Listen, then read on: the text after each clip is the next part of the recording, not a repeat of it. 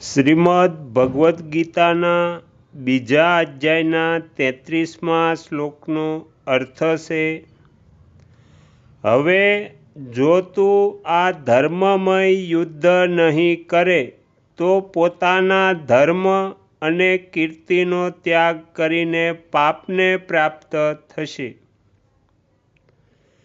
હવે એવું તાત્પર્ય છે, જો કે તું યુદ્ધ કર્યા વિના નહીં રહી શકે, પોતાના શાસ્ત્ર સ્વભાવને પરવશ થયેલો તું યુદ્ધ કરશે જ, તો પણ તું એવું માની લે કે તું યુદ્ધ નહીં કરે તો તારા દ્વારા શાસ્ત્ર ધર્મનો ત્યાગ થઈ જશે. શાસ્ત્ર ધર્મનો ત્યાગ થવાથી તને પાપ લાગશે અને તારી કીર્તિનો પણ નાશ થશે.